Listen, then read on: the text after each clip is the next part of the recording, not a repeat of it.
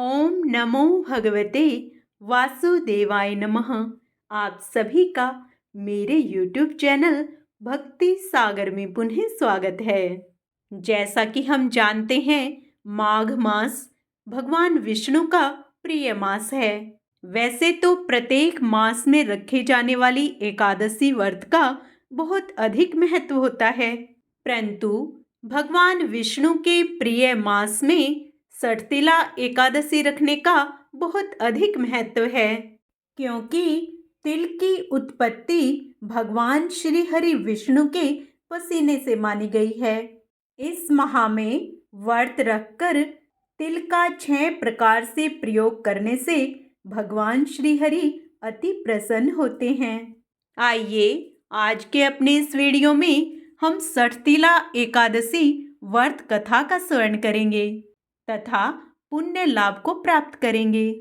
आज का अपना वीडियो शुरू करने से पहले आप सभी से विनम्र प्रार्थना है, यदि आप मेरे चैनल पर नए आए हैं और अभी तक मेरे चैनल को सब्सक्राइब नहीं किया है, तो व्रत त्योहारों से संबंधित सभी जानकारियां प्राप्त करने के लिए, सभी व्रत कथाएं सुनने के लिए, माघ मास में प्रतिदिन के महात्म्य स्मरण करने के लिए तथा प्रभु भक्ति से निरंतर जुड़े रहने के लिए, प्रतिदिन के पंचांग की जानकारी प्राप्त करने के लिए कृपया मेरे चैनल को सब्सक्राइब अवश्य करें। वीडियो यदि पसंद आता है तो लाइक एंड शेयर भी करें। भगवान श्री कृष्ण के मुख से एकादशियों का महात्म्य सुनकर श्रद्धापूर्वक उन्हें प्रणाम करते हुए अर्जुन ने कहा, हे केशव, आपके श्रीमुख से एकादशियों की कथाएं सुनकर मुझे असीम आनंद की प्राप्ति हुई है। हे मधुसूदन, कृपया कर अन्य एकादशियों का महात्म्य सुनाने की भी अनुकंपा करें। श्री कृष्ण ने कहा, हे अर्जुन, अब मैं माघ मास के कृष्ण पक्ष की सठतिला एकादशी की व्रत कथा सुनाता हूँ, उसे ध्यानपूर्वक सुनो। एक बार दालम्भे ऋषि ने पुलस्त्य ऋषि से पूछा, हे ऋषि श्रेष्ठ, मनुष्य मृत्युलोक में ब्रह्म हत्या आदि महापाप करते हैं और दूसरे के धन की चोरी तथा दूसरे की उन्नति देखकर ईर्ष्या आदि करते हैं। ऐसा महान पाप मनुष्य क्रोध, ईर्ष्या, आवेग और मूर्खतावश करते हैं और बाद में शोक करते हैं कि हाय, यह हमने क्या किया। हे महामुनि, ऐसे मनुष्यों को नरक से बचाने का क्या उपाय है? कोई ऐसा उपाय बताने की कृपा करें जिससे ऐसे मनुष्यों को नरक से बचाया जा सके, अर्थात उन्हें नरक की प्राप्ति ना हो। ऐसा कौन सा दान पुण्य है जिसके प्रभाव से नरक की यातना से बचा जा सकता है? इन सभी प्रश्नों का हल आप कृपया पूर्वक बताइए। दालम्भे ऋषि की बात सुनकर पुलस्त्य ऋषि ने कहा, हे मुनि श्रेष्ठ, आपने मुझसे अत्यंत गूढ़ प्रश्न पूछा है। इससे संसार में मनुष्यों का बहुत लाभ होगा। जिस रहस्य को इंद्र आदि देवता भी नहीं जानते, वह रहस्य मैं आपको अवश्य ही बताऊंगा। माघ मास आने पर मनुष्य को स्नान आदि से शुद्ध रहना चाहिए और इंद्रियों को वश में करके तथा काम, क्रोध, लोभ, मोह, ईर्ष्या तथा अहंकार आदि से सर्वथा बचना चाहिए। पुष्य नक्षत्र में गोबर, कपास, तिल मिलाकर उपले बनाने चाहिए। इन उपलों से 108 बार हवन करना चाहिए। जिस दिन मूल नक्षत्र और एकादशी तिथि हो, तब अच्छे पुण्य देने वाले नियमों को ग्रहण करना चाहिए। स्नान आदि नित्य कर्म से देवों के देव भगवान श्री हरि का पूजन व कीर्तन करना चाहिए। एकादशी के दिन उपवास करें तथा रात्रि जागरण करें और हवन करें। उसके दूसरे दिन धूप, दीप, नैवेद्य से भगवान श्री हरि की पूजा अर्चना करें तथा खिचड़ी का भोग लगाएं। उस दिन श्री विष्णु को पेठा, नारियल, सीताफल या सुपारी सहित अर्घ्य अवश्य देना चाहिए। तदुपरांत उनकी स्तुति करनी चाहिए। हे जगदीश्वर, आप निराश्रितों को शरण देने वाले हैं। आप संसार में डूबे हुए का उद्धार करने वाले हैं। हे कमल नयन, हे मधुसूदन, हे जगन्नाथ, हे पुंडरीकाक्ष, आप लक्ष्मी जी सहित मेरे इस तुच्छ अर्घ्य को स्वीकार कीजिए। इसके पश्चात ब्राह्मण को जल से भरा घड़ा और तिल दान करने चाहिए। यदि संभव हो तो ब्राह्मण को गऊ और तिल दान देना चाहिए। इस प्रकार मनुष्य जितने तिलों का दान करता है वह उतने ही सहस्र वर्ष स्वर्ग में वास करता है। सठतिला एकादशी पर तिल का 6 प्रकार से प्रयोग किया जाता है। तिल से स्नान करना, तिल का उबटन लगाना, तिलोदक बनाना, तिल का हवन करना, तिल का भोजन ग्रहण करना, तिल का दान करना। इस प्रकार 6 रूपों में तिलों का प्रयोग सठतिला कहलाती है। इससे अनेक प्रकार के पाप नष्ट हो जाते हैं। इतना कहकर पुलस्त्य ऋषि ने कहा, अब मैं एकादशी की कथा सुनाता हूँ। एक बार नारद मुनि ने भगवान श्री हरि से सठतिला एकादशी का महात्म्य पूछा। वे बोले, हे प्रभु, आप मेरा प्रणाम स्वीकार करें। सठतिला एकादशी के उपवास का क्या पुण्य है, उसकी क्या कथा है, कृपया कर मुझसे कहिए। नारद की प्रार्थना सुन भगवान श्री हरि ने कहा, हे नारद, मैं तुम्हें प्रत्यक्ष देखा हुआ सत्य वृतांत सुनाता हूँ। ध्यान पूर्वक श्रवण करो। बहुत पहले मृत्युलोक में एक ब्राह्मणी रहती थी।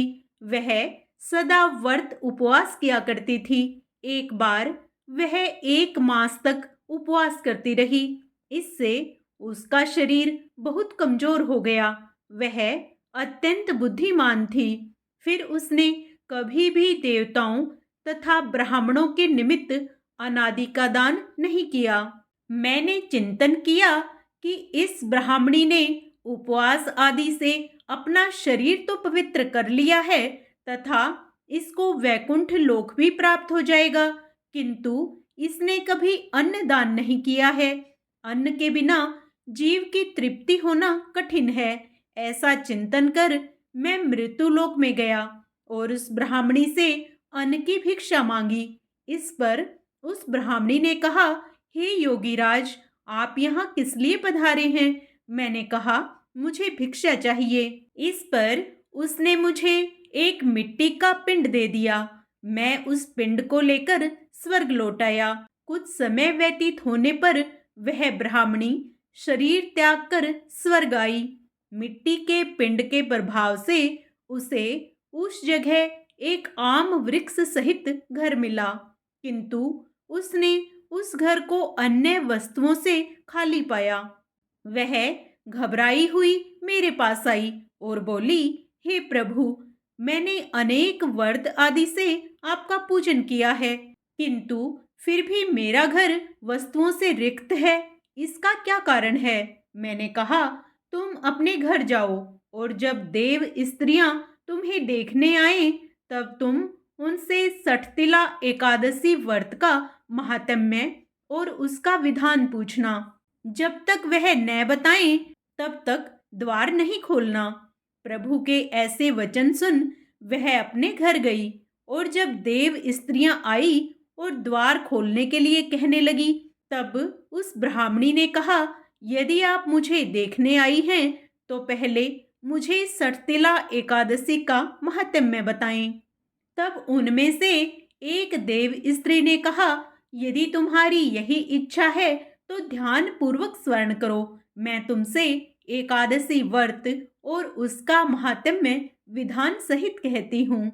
जब उस देव स्त्री ने सठतिला एकादशी का महात्म्य सुना दिया तब उस ब्राह्मणी ने द्वार खोल दिया। देव स्त्रियों ने ब्राह्मणी को सब स्त्रियों से अलग पाया। उस ब्राह्मणी ने भी देव स्त्रियों के कहे अनुसार सठतिला एकादशी का उपवास किया और उसके प्रभाव से उसका घर धन धान्य से भर गया। तब श्री हरि ने कहा, हे पार्थ, मनुष्यों को अज्ञान को त्याग कर सठतिला एकादशी का उपवास करना चाहिए। इस एकादशी व्रत के करने वाले को जन्म जन्म की निरोगता प्राप्त हो जाती है। इस उपवास से मनुष्य के सभी पाप नष्ट हो जाते हैं। इस उपवास को करने से जहां हमें शारीरिक पवित्रता और निरोगता प्राप्त होती है, वहीं अन्न, तिल आदि दान करने से धन धान्य में बढ़ोतरी होती है। इससे यह भी सिद्ध होता है कि मनुष्य जो और जैसा दान करता है, शरीर त्यागने के बाद उसे फल भी वैसा ही प्राप्त होता है। अतः धार्मिक कृत्यों के साथ साथ हमें दान आदि अवश्य करना चाहिए। शास्त्रों में वर्णित है कि बिना दान किए कोई भी धार्मिक कार्य संपन्न नहीं माना जाता। आइए एकादशी पर्व के उपलक्ष्य में एक अन्य धार्मिक कथा का स्मरण करते हैं। ज्योतिष कहता है कि मनुष्य अपने ही कर्मों का फल पाता है, तथा ये कर्म हमें कैसे फल देते हैं, हम इस कहानी से जानते हैं।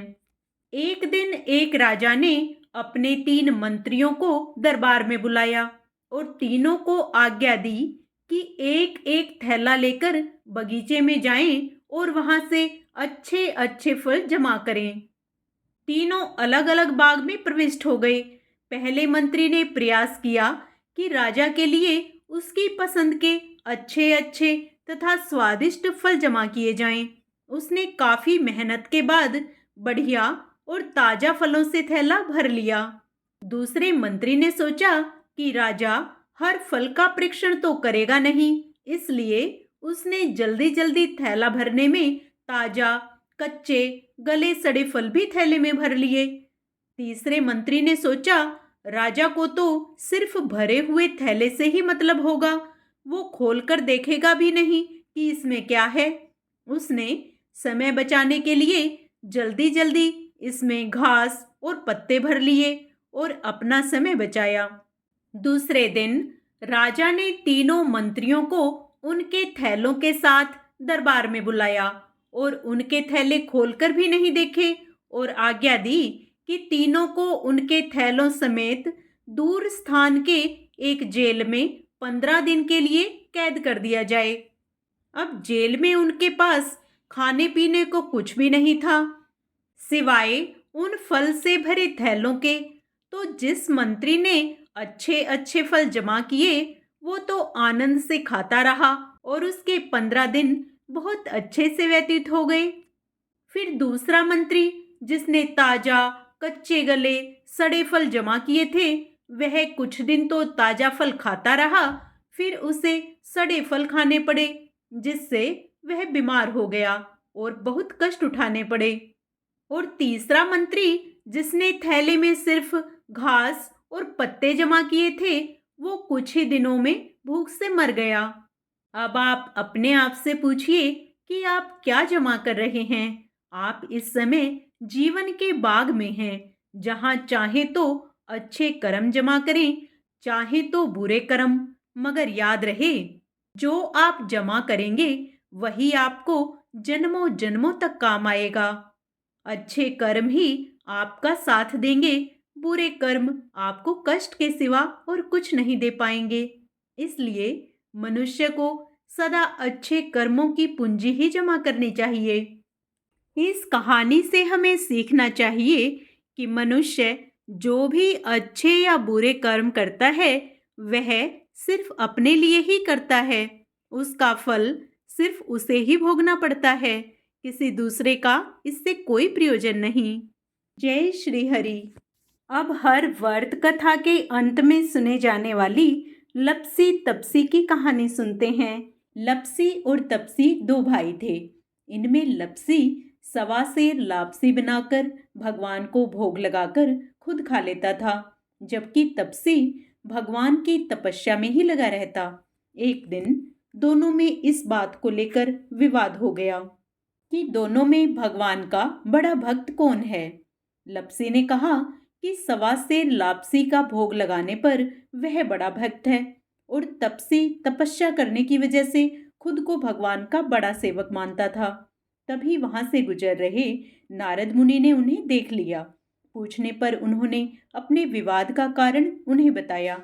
तब नारद जी ने कहा कि इसका फैसला वे कर देंगे।